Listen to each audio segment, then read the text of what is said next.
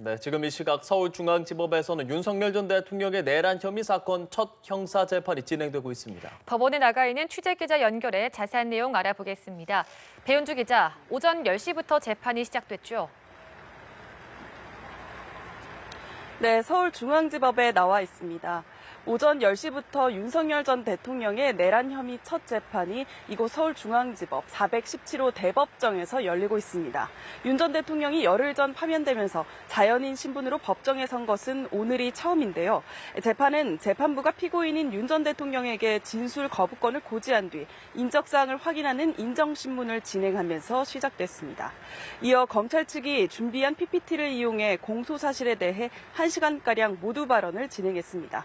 검찰은 윤 전 대통령이 계엄을 사전에 모의한 부분, 국회 봉쇄와 주요 인사 체포 구금에 대한 지시와 국회 의결 저지, 그리고 비상계엄, 비상입법기구 창설 등의 혐의를 설명했습니다. 윤 전 대통령은 검찰의 모두 발언을 들으면서 변호인과 대화하거나 미간을 찡그리는 등의 반응을 보이기도 했는데요. 검찰의 발언 뒤 혐의에 대한 피고인의 모두 진술 차례에서는 윤 전 대통령이 직접 발언을 신청해 공소사실을 하나하나 반박했습니다. 윤 전 대통령은 안가 회동 등은 국회의 비상계엄 해제 요구를 즉각 수용했기 때문에 내란이 아니라고 주장했고 계엄을 사전 모의했다는 혐의도 사실이 아니라고 말했습니다.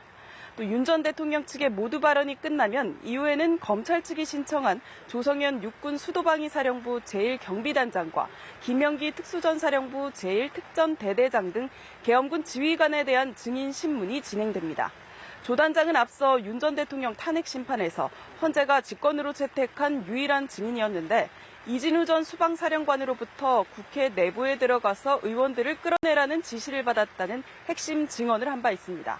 김 대대장도 이상현 특전사 1 공수여단장에게 같은 지시를 받았다고 진술한 것으로 알려졌습니다. 네, 배 기자, 오늘 윤 전 대통령의 법정 출석 모습은 공개되지 않았죠? 네, 그렇습니다. 윤 전 대통령은 오전 9시 45분쯤 서초동 사저를 출발해 이곳 서울중앙지법에 도착했고 재판이 시작되기 10분 전에 법정에 들어섰는데요. 법원이 청사 방호 등을 고려해 지하 주차장으로의 비공개 출석을 허용하면서 오늘 윤 전 대통령 모습은 노출되지 않았습니다. 또 과거 전직 대통령 재판 때와 달리 언론사의 법정 내 촬영이 불어대면서 특혜 논란도 불거졌는데요.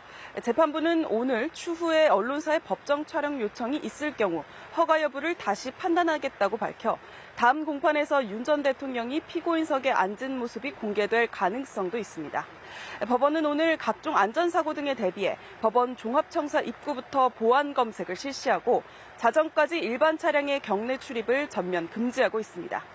한편 윤 전 대통령이 형사 법정에 선 것은 전두환, 노태우, 이명박, 박근혜 전 대통령에 이어 5번째인데요.